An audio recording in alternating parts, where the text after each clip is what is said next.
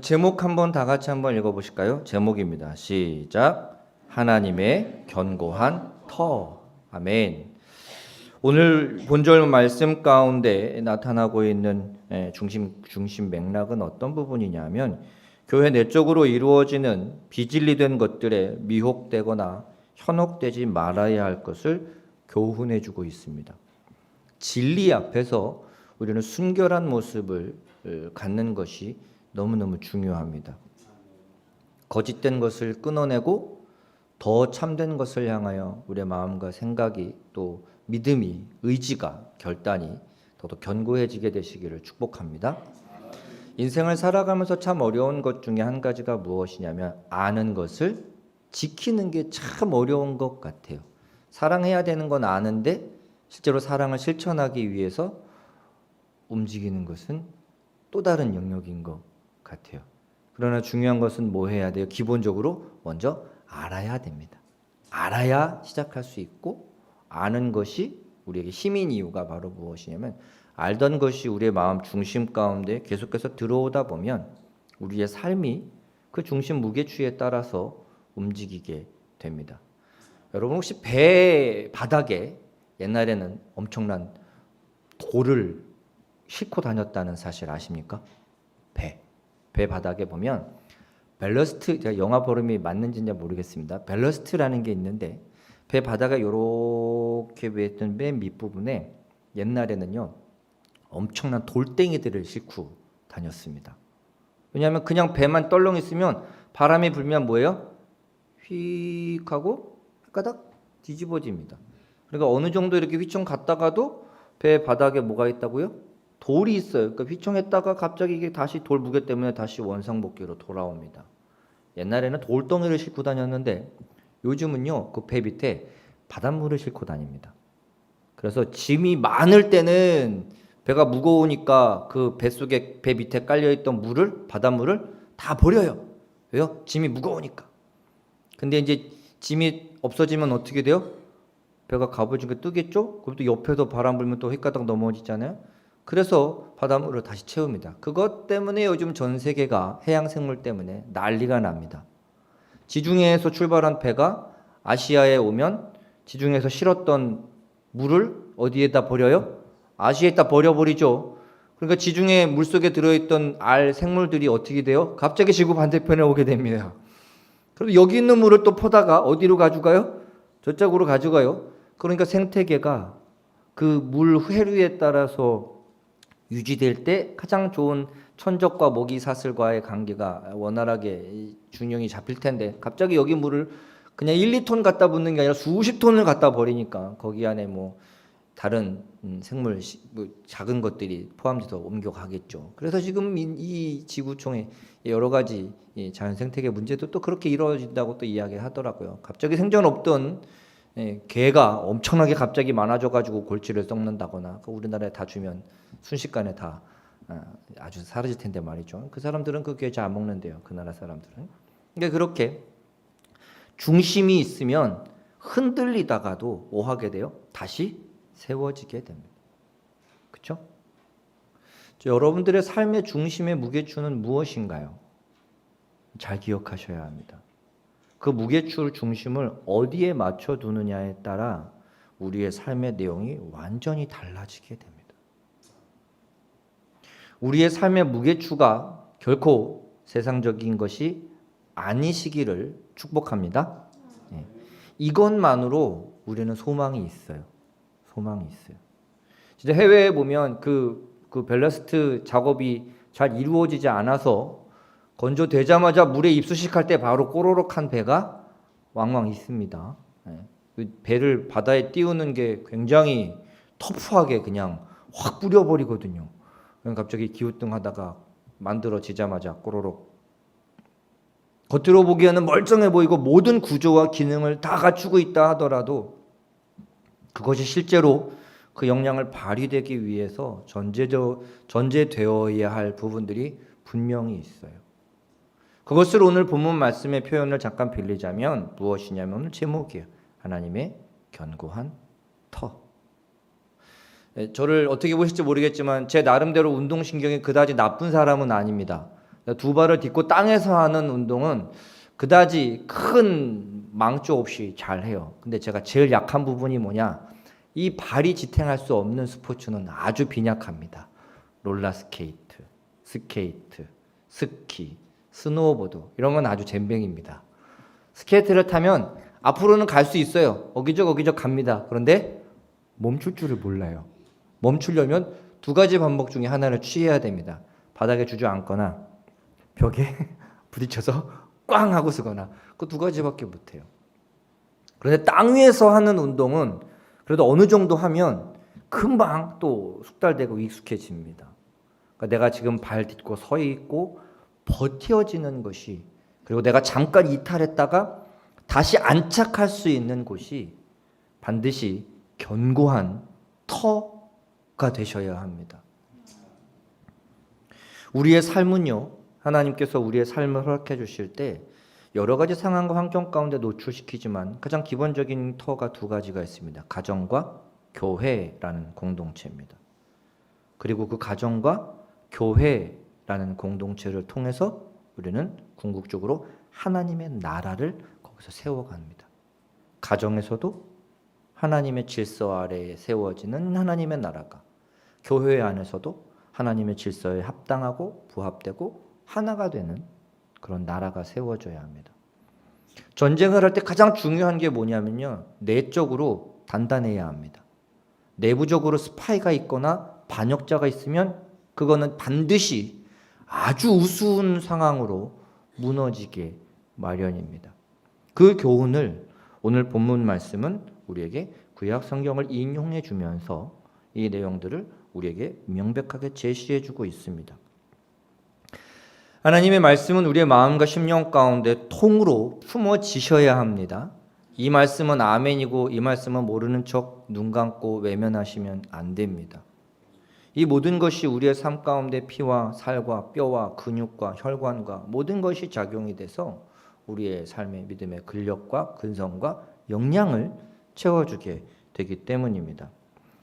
오늘 본문 말씀에 보면 먼저는 주께서 자기 백성을 아신다라는 그 부분의 표현이 어디서 인용된 말씀이냐면 민수기 16장 5절의 말씀을 인용합니다. 제가 읽어드리면 고라와 그의 모든 무리에게 말하여 이르되 아침에 여호와께서 자기에게 속한 자가 누구인지 거룩한 자가 누구인지 보이시고 그 사람을 자기에게 가까이 나오게 하시되 곧 그가 택하신 자를 자기에게 가까이 나오게 하시리니라는 말씀을 인용합니다. 이게 어떤 상황이냐면 고라가 배반을 꾀해요. 반역을 꾀합니다. 하나님께서 세우신 그 권세와 권위가 자기가 아니니까 시샘이 난 거예요. 아, 너만 권위가 있냐?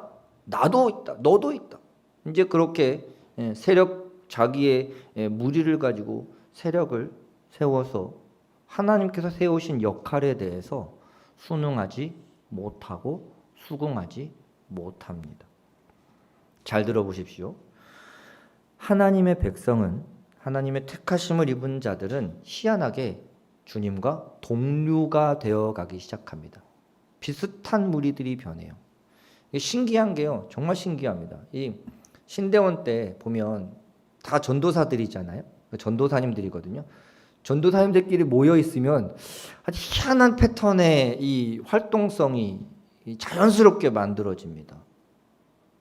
우리도 모르게 그냥 자연스럽게 전도사들만 모여 있다 보니까 생각의 중심, 판단의 중심, 결정의 중심, 행동의 중심이 항상 어디로 가겠어요? 주님께로 맞춰지기 시작합니다. 그래서 저희 동기들하고 가끔 1년에 한 번 정도 모이거든요. 근데 모이면 처음에는 오만 가지 잡다스러운 이야기로 시작을 합니다. 지금 제 동기 보통 기도원 있던 자리에 거기 어떻게 잘 지내고 있냐, 뭐 했냐 이렇게 이야기하다가 어느 순간 가만히 들어보면 갑자기 어디로 돌아와 있어요? 성경 이야기로 돌아와 있어요. 희한합니다. 누가 시킨 것도 아니고 그렇게 하자고 짠 것도 아닌데 우리 지역에 어디 아파트가 생겼는데 야 거기 사람들 많이 와서 이제 전도할 수 있을 것 같아. 여기는 우리 교회는 주차장이 좀 좁아서 땅을 사서 이전을 하고 있는데 야 거기가 거리가 얼마나 되고 차량 운행을 어떻게 돼 이런 일을 시작을 하다가 갑자기 그런데 성경 이야기로 돌아오기 시작합니다. 우리의 중심축은 뭐라는 거예요? 무게추는 거기에 있어요. 그래서 내 관심이, 내 마음이, 내 생각이 어디에 맞춰져 있느냐에 따라 우리의 삶의 이야기들은 달라지기 시작합니다. 제가 이 말씀을 왜 드리냐 하면 잘 들어보십시오. 주님을 중심으로 모이면 주님을 중심으로 생각하고 결정하고 움직여질 수밖에 없습니다. 그래서 나는 오늘 내가 어떤 자리에 있느냐보다 그 자리에서 내가 감당해야 할 역할에 충실하게 됩니다. 그것이 우리의 삶의 아주 중요한 부분이라는 사실을 기억하셔야 합니다. 그것을 오늘 본문 말씀 가운데 큰 맥락에서 보면 어디로 이어지고 있냐면 주님께서 아시는 백성, 주님께서 택하신 자들, 주님을 중심으로 모인 자들, 주님을 닮아가는 자들, 그래서 결국 어디로 가요? 내가 거룩하니 너희도 거룩하라 라는 이 큰 명령 아래 응집되기 시작합니다. 교회 안에 희한합니다. 세상적인 이질적인 것이 들어와도 그 이질적인 것이 그대로 유지되거나 폭발력을 발휘하게 방치하시면 안 됩니다. 우리의 책임이에요. 하나님의 교회와 가정, 하나님의 나라가 세워졌는데 거룩함으로 이루어져야 할 공동체 안에 헛된 것이 들어와서 그것에 잠식당하면 안 됩니다. 그것을 우리가 뭐 해야 돼요? 거룩하게 변화시켜 가야 합니다. 한 사람의 책임이 아니라 우리 모두의 책임입니다. 주님을 알지 못하던 이들이 들어왔을 때 그에게 주님을 전하고 주님의 사람화시켜야지 세속화되어 가면 결코 안 됩니다. 그렇기 때문에 오늘 이 본문 말씀 가운데 이야기하고는 주께서 자기 백성을 아신다라는 이 말씀이 가지고 있는 양면적인 의미는 바로 무엇이냐면 우리는 주님을 중심으로 모여야 하는 것, 그리고 동시에 우리가 주의 백성이라면 주님을 닮아가는 거룩함의 삶으로 우리의 삶이 맞춰져야지 세상적인 곳으로 끌려 나아가서는 안 된다는 이야기예요. 어떤 개념인지 잘 잡으셔야 됩니다. 그래서 이 교회 가운데, 가정 가운데 혹은 내가 처한 모든 공동체 입지 안에서 하나님께서 우리에게 세워주신 그 질서의 위치를 잘 기억하셔야 합니다. 그 질서를 통해서 하나님은 이끌어 가시기 때문입니다. 내게 맡겨진 역할에 충실하면 그 충실한 역할을 감당하는 일을 하나님은 외면하거나 무시하거나 생각 없이 방치해 두지 않으십니다.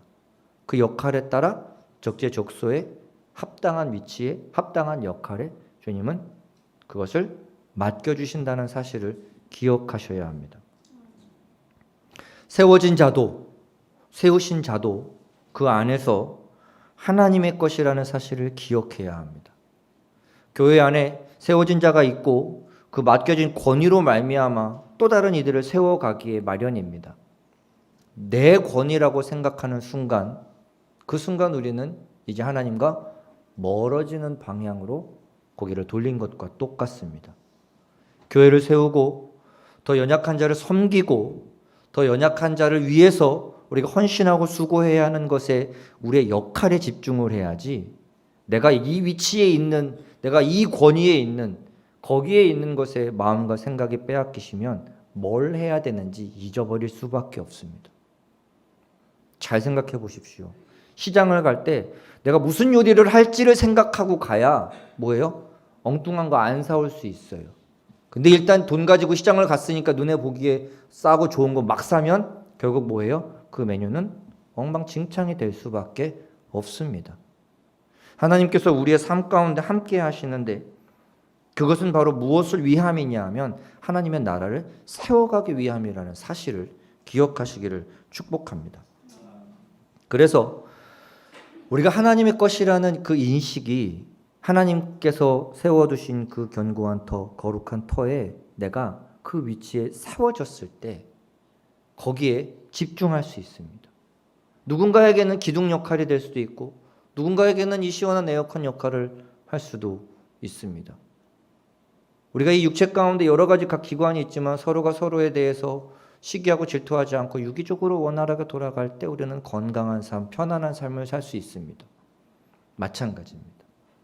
그래서 우리가 어디에 있을 때 하나님과의 관계 가운데 오늘 내게 주신 역할이 무엇인지에 집중하시기를 축복합니다.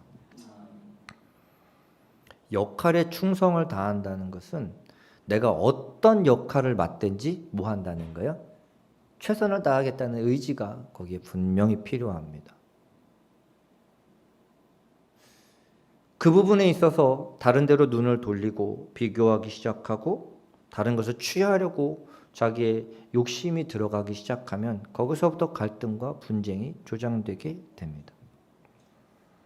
그래서 민수기 16장을 보면요, 그 고라 당이 반역을 꾀해버려요. 하나님께서 세우신 그 권위의 질서 아래에 자기의 위치에서 만족하지 않아 버렸습니다. 그래서 더한 것에, 더 화려해 보이고 더 뛰어나 보이고 더 좋아 보이는 것에 자기의 생각에 욕심을 가지게 됩니다. 그러나 하나님은 하나님이 세우신 권위와 질서에 확고부동한 의지를 분명히 보여주셨습니다.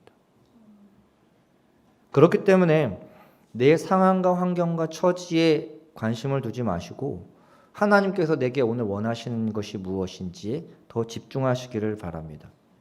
이 과정에서 이제 하나님에 대한 경외와 두려움이 먼저 있어야 합니다.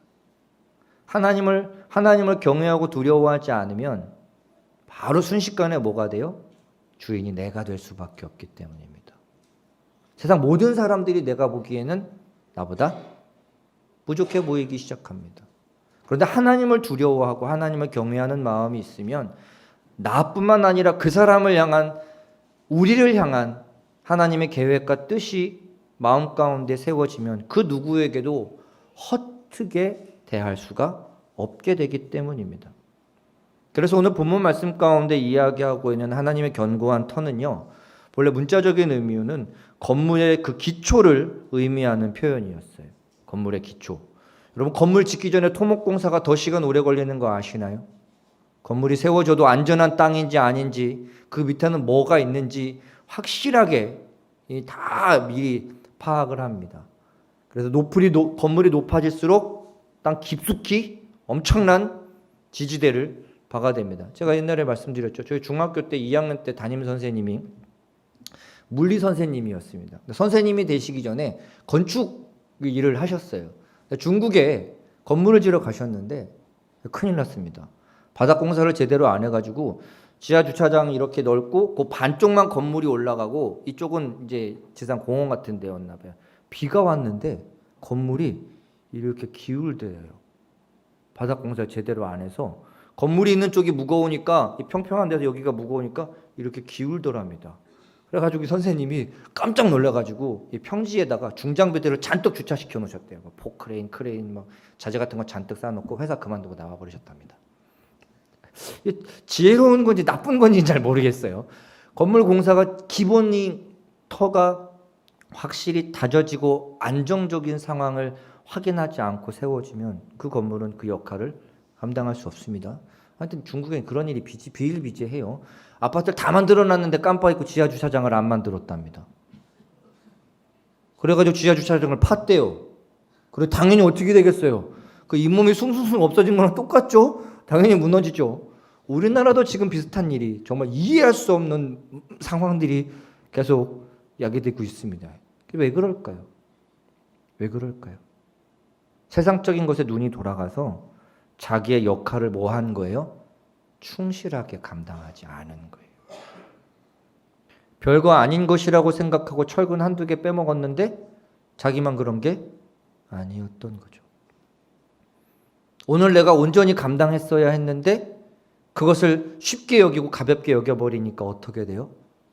더 큰 사건이 터지게 마련입니다. 예전에 실제로 미국에서 이런 일화가 있었답니다. 어떤 사람이 보트를 가지고 있었대요. 보트를 가지고 있었는데 그 해가 끝날 때쯤에 이거 색칠 싹 깨끗하게 해가지고 내년에 또 타야겠다라고 생각을 하고 그 보트를 페인트 칠하는 사람한테 이제 맡겨서 이거 예쁘게 칠해달라고 칠을 했답니다. 그런데 그 보트가 바닥이 깨져가지고 구멍이 나 있는 상태였대요. 그러니까 이 사람은 올해는 그냥 겉에 테두리만 색칠하고 내년에 타기 전에 손 봐야겠다 이렇게 생각하고 페인트 칠만 맡겼답니다. 근데 그 다음 해에 자기 아들이 아빠한테 아빠 보트 탈게요. 그래 뭐 색칠했으니까 타라. 그리고 보트를 끌고 나간 거예요. 이 보트는 어떤 보트였다고요? 구멍이 뻥 뚫린 보트였습니다. 아들이 보트를 끌고 나간 지 한참 있다가 아빠가 그게 생각이 난 거예요. 저 보트 구멍이 난 보트였는데, 그리고 후다다다닥 뛰어갔는데 멀쩡히 보트는 물에 둥둥 떠 있더래요. 이해가 안 갔습니다. 그래가지고 봤더니요, 그 구멍난 보트가 수리가 돼 있었대요. 상황인즉슨 보트를 칠하는 그 페인트공이 칠을 해야 되는데 그 구멍난 보트를 보니까 영 예쁘게 칠해야 되는데 이게 보트 구멍난 보트에 페인트만 칠했으면 뭐가 어떻겠어요. 그래가지고 그 페인트공이 자기 일도 아닌데 그 구멍을 막아버리고 거기 예쁘게 페인트 칠을 해버렸다는 거예요. 자, 하나님께서는 우리에게 참 다양한 직분과 역할을 맡기십니다. 그런데 거기에만 국한되지 않고, 야, 내가 하나님이 이것만 하라고 말씀하셨는데 내가 이것까지 하면 하나님이 어떤 마음이실까? 그 마음에 동하면 그 작은 수고의 한 걸음 한 걸음 한 걸음을 통해서 더 많은 하나님의 일이, 하나님의 나라가 세워지는 역사가 나타날 수밖에 없습니다. 그래서요, 이 하나님의 견고한 터라는 말씀이 신약 시대에는 어떻게 표현되어져 있냐면, 신앙 공동체의 그 근간을 이루는 그런 표현으로 받기 시작합니다. 그리고 신앙을 이루는 가장 기초적인 가르침이라는 표현으로 의미가 또 바뀌게 됩니다. 그리고 그 믿음이나 하나님 나라의 그 관습이 가장 아름답게 이루어질 수 있는 곳, 바로 교회라는 의미로 또 쓰여지게 됩니다. 우리는 모두 다 이 교회 공동체 안에 함께 들어와 함께 서서 기도하고 찬양하고 예배하며 살아가고 있습니다. 그리고 여러분들 모두 한 분 한 분이 이 교회의 하나의 터가 된다는 사실을 기억하시기를 축복합니다. 모든 것이 하나님을 중심으로 이어져 가여 있고 연결되어져 있다는 사실을 우리는 기억해야 합니다. 그 맡은 역할이 다른 게 뭐가 중요하겠어요? 아유, 나는 늙어서 일도 못하고 찬양도 못하고 반주도 못하고 아무도 못, 괜찮습니다. 이 예배 자리에 본인의 자리에 오셔서 기도하고 찬양하고 여러분들의 신앙을 끝까지 지키는 그 모습만으로 하나님은 그에게 맡긴 일을 최선을 다하신 거예요. 그렇게 하나님의 하나님 되심은 결코 훼손될 수 없습니다. 하나님의 하나님 되심이 훼손될 수 없다는 것은 무엇이냐면, 하나님의 택하신 것, 하나님이 붙잡고 계시는 것, 하나님이 지키고 보호하고 인도하는 그 영역도 결코 뭐 한다는 거예요? 무너지지 않을 거라는 거예요. 그래서 그것이 오늘 본문 말씀 가운데 말하면 인쳤다라는 표현입니다. 내꺼 꿍 도장을 찍었다는 이야기예요. 옛날에 그 중세시대에 보면 어떤 귀족이나 높은 계급에 있는 사람들이 그 반지에 인장 도장 찍혀 있는 거 아시죠? 땅 찍고 이 사실이 맞습니다. 이건 내 겁니다. 그 당시에는 노예들 몸에 그 주인의 인장 반지와 똑같은 문신을 새겨서 얘는 내 겁니다라는 것을 표명했습니다. 왕의 사인이 있다는 그런 의미입니다. 옥쇠 같은 의미가 여기 안에 있어요. 내 거라는 거예요. 그리고 내 거라는 증표가 딱 찍히면 절대 함부로 할 수 없습니다. 기억나시죠? 왕이 어명이요 하고 그 족자 두루마리 갖고 오면 그 높은 고위 관직자들도 대뜸 뭐예요? 땅바닥에 내려와 고개를 숙입니다. 왜요? 거기에 찍힌 무늬가 누구를 상징하기 때문이에요? 왕을 상징하기 때문입니다. 여러분들은 하나님의 인치심을 받았습니다. 세상에 헛된 것에, 세상에 보잘것 없는 것에 현혹되거나 꿀리실 필요가 하나도 없습니다. 그렇게 교회 내에서 하나님의 이름으로 뭉쳐서 있어야 하는데, 가끔 교회 내에서 하나님 중심이 아니라 자기 중심의 목소리를 내는, 혹은 진리가 아닌, 복음이 아닌 것에 대한 소리들이 들릴 때가 분명히 있습니다. 거기에 귀 기울이실 필요 하나도 없습니다. 여러분들은 하나님의 인치심을 받은 자이십니다. 그리고 여러분들 마음 가운데 하나님의 거룩함에 대한 집중력을 가지고 계시다면 그것만으로 여러분들은 하나님의 견고한 터의 역할을, 그 일부를 수행하고 계신 겁니다. 그래서 우리는 서로가 서로에게 항상 검증이 되어 주셔야 합니다. 하나님의 말씀에 대해서, 영적인 질서에 대해서, 교회가 굴러가고 교회가 세워지고 하나님의 나라가 이 땅 가운데 능력 있는 공동체로서 힘을 발현하기 위해서 우리는 한 사람 한 사람이 모인 그곳에서 하나님 중심이 되어야 하고, 또 그 가운데 우리는 분명히 우리에게 내게 말씀하시는 것이 무엇인지 파악하려고 애쓰셔야 합니다. 그래서 그 기준이 오늘 주의 이름을 부르는 자라는 말로 인용되고 있어요. 이 말씀은 이사야서 26장 13절 말씀을 인용하고 있는 부분이거든요. 여호와 우리 하나님이여, 주 외에 다른 주들이 우리를 관할하여 싸우나 우리는 주만 의지하고 주의 이름을 부르리이다.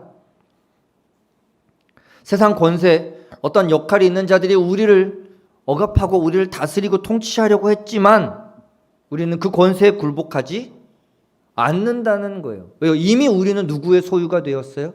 하나님의 소유가 되었어요. 우리에게는 이미 하나님의 인치심의 도장이 꽝 찍혔다니까요. 그런데 옆에 와서 아무리 뭐라 그러든 일도 신경 쓸 필요 없습니다. 우리는 하나님의 군사입니다. 내 직속 상관한테 우선권이 있어요. 옆 부대 대대장이 와서 뭐라고 해봤자 아니 나는 우리 대대장 말을 들을 수밖에 없습니다. 우리 하나님의 자녀예요. 그리고요, 이사야 26장의 전체적인 그 소제목을 보면요, 이게 또 기가 막힙니다. 이사야서 26장 그 구절의 소제목이 뭐냐면요, 여호와께서 백성에게 승리를 주시리라라는 거예요.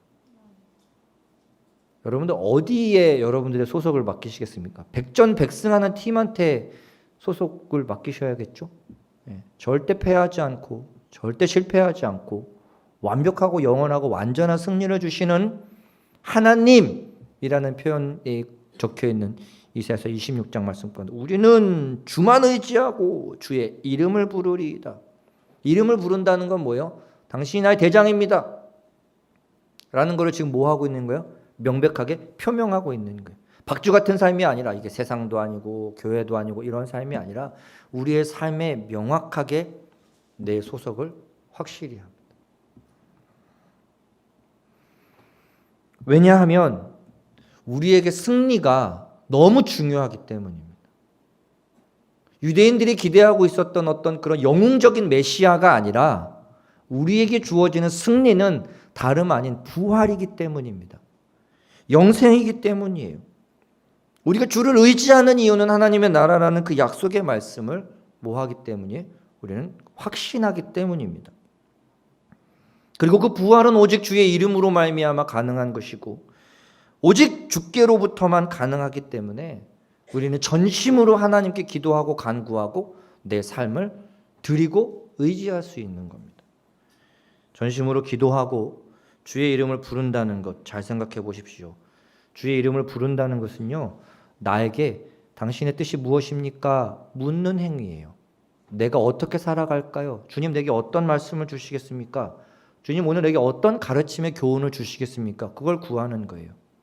왜냐하면 나는 세상에 살아가다가 이제 하나님의 사람이 되었기 때문에 하나님의 삶의 질서와 그 명령들을 아직 다 모르기 때문입니다. 그리고 주의 교훈의 말씀을 따른다는 것은 그 교훈의 말씀에 순종하겠다는 거예요. 왜 물어봐요? 저는 가끔 이런 분들 좀 별로 안 좋아합니다. 모르는 길 갔을 때 거기 어떻게 가야 돼? 저쪽 가세요. 그러면 진짜요? 이렇게 물어보는 사람 되게 싫습니다. 왜 물어봐요? 그죠? 나는 길을 몰라요. 길을 아는 사람한테 물어봤는데 이렇게 가세요. 그럼 뭐 하면 돼요? 감사합니다. 그리고 가보면 되잖아요. 근데 꼭 진짜요? 진짜요? 참말이에요? 이렇게 물어보는 사람 저는 조금 별로 좀 불편합니다. 왜 물어봐요? 그죠? 물어봤으면 그 답에 물론 판단하고 결정하는 것은 본인의 몫이지만 제가 말씀드리고 싶은 것은 그 자세와 태도예요. 하나님께 기도하고 간구하고 신앙으로 살겠노라고 결단하고 나왔는데 하나님의 뜻대로 살아가지 않는다? 하나님의 뜻대로 살아가려는 노력이 없다? 그걸 과연 하나님은 어떻게 보실까요? 그 백성으로 그 자녀로 납득하실까요? 내가 뭐 구원해 달라고 했어요? 이렇게 이야기하는 사람도 가끔 많아요. 참 배은망덕한 사람이죠. 가라앉아가는 그 배의 자를 구원해 줬는데 뭐 내가 구해달라고 이야기했어요 라고 이야기하는 것과 똑같은 겁니다. 누가 이렇게 어떤 사람에게 물어봤대요. 왜 사람을 지옥에 가게 내버려 뒀냐는 거예요. 하나님은 은혜와 긍휼과 자비가 풍성하신 하나님이라면 왜 사람이 지옥에 가게 내버려 뒀냐는 거예요. 아니요, 반대예요. 하나님이 지옥에 가게 내버려 둔 게 아니라 하나님 없이 살아가면 죄의 타락에 자기를 내던지기 때문에 지옥으로 갈 수밖에 없어요. 모든 사람이 죄인이라 지옥에 가게 생겨 먹었는데 하나님께서 긍휼히 여기셔서 건져주셨는데 그 순서를 반대로 생각하는 거예요. 왜 그럴까요? 그 마음에, 삶에 하나님에 대한 관심이 없어요. 여전히 자기에 대한 관심만 있어요. 조금 더 육체적으로 재밌고 싶고 조금 더 육체적으로 편하고 싶은 생각들이 우리로 하여금 하나님의 말씀에 집중하지 못하게 합니다. 거룩하라고 명령하신 그 말씀에 내 삶을 드리기 싫은 거예요. 남들은 다 세상을 보니까 다 화려하고 재밌어 보이고 뛰어난 것들만 가지고 있거든요. 거기에 같이 편승하려고 하는 순간 우리는 절대로 우리가 하나님께서 예비하신 길로 한 걸음도 나올 수 없다는 사실을 기억하시기를 바랍니다. 두 주인을 섬길 수가 없다는 이유가 바로 여기에 있어요. 그렇게 우리가 하나님의 말씀에 순종한다는 것은 다시 처음으로 돌아갑니다. 하나님의 거룩함을 닮아간다는 거예요. 하나님의 거룩함을 담기 위해서는 당연히 두 가지가 필요합니다. 불의에서 떠나는 것이 전제돼야 됩니다. 하나님의 거룩한데 우리는 여전히 이 진탕 가운데 뒹굴고 있을 수가 없습니다. 거기서 끝나는 것이 아니라 피 흘리기까지 그 죄된 것과 악한 것과 싸워낼 각오와 결단이 장착돼야 됩니다. 이건 다시 말하면 내가 불의에서 떠나고 불의에 있는 자를 뭐 해야 된다는 거예요? 이쪽으로 끌고 와야 된다는 거예요. 나는 구원받는 은혜를 받았는데 됐어, 나는 이제 끝났어, 이게 아니라 구원받은 자로서 더 하나님이 기뻐하시는 그 믿음의 반응이 나와야 된다는 거예요. 주의 이름을 부른다는 것은 이런 것을 의미합니다. 주여 주여 부르는 목소리가 아니라 주여 주여 부르는 자의 마음, 삶, 자세와 태도에 더 중요하다는 것을 기억하시기를 바랍니다. 동시에 주의 이름을 부르지 않고서는요, 불의에서 떠날 수 없어요. 내가 거한 이 죄된 것에서 여전히 나에게 집중하면 절대로 불의에서 떠날 수 없습니다. 나를 붙잡고 계시고 나를 이끌어 가시려고 인도하시려고 계신 그 주님을 불러야 돼요. 그래야 우리 눈이 세상, 나에서 돌이켜서 주께로 돌아갈 수가 있습니다. 여기가 최고인 줄 알았는데 이거는 아무것도 아니고 헛된 것이고 썩어질 것이라는 인식을 하나님의 나라를 보면 가질 수밖에 없어요. 그래서 이 모든 것이 이 하나님의 견고한 터가 여러분들의 삶에 세워지게 되시기를 축복합니다. 실제로 이 하나님의 견고한 터에 대해서 굉장히 많은 견해들이 있어요. 다양한 견해들이 있는데 제가 보기에는 오늘 본문 맥락 안에서 보면 분명히 교회입니다. 교회 안에서 세상적인 얘기가 판치려고 하면 잠잠히 귀를 막으셔도 됩니다. 세상적인 이야기가 판치려고 하면 듣기는 듣되 입을 닫으시면 됩니다. 그리고 비난하고 조롱할 것도 없습니다. 위에서 기도해 주시면 됩니다. 이게 정말 하나님의 뜻인가요? 물으시고 어떤 결과든 하나님의 뜻대로 이루어질 것인데 그것이 합력할 선을 이루게 해달라고 마음으로 기도하시면 됩니다. 기도의 능력을 무시하시면 안 됩니다. 분명히 기도의 능력은요, 엄청납니다. 그래서 모든 시대에 있어서 교회는 한결같이 세워져 왔습니다. 지금까지도 복음은 땅끝까지 전해져 가고 있습니다. 왜냐하면 교회는 하나님이 인치셨고 또 교회를 통하여 하나님은 하나님의 일들을 이루어 가시기 때문입니다. 세상 그 어떠한 억압과 핍박 가운데에도 교회는 무너지지 않았습니다. 하나님께서 붙잡고 계시기 때문입니다. 여러분 한 심령이 이 견고한 하나님의 터가 되시기를 축복합니다. 세상의 수많은 사상과 가치관, 이론들, 어떤 그런 것들에 현혹되지 마시고 우리의 마음과 생각을 온전히 하나님의 말씀에 집중시키셔서 오늘도 여러분들의 한 걸음 한 걸음이 하나님의 견고한 터를 세워가는 복된 발걸음이 되시기를 축복합니다.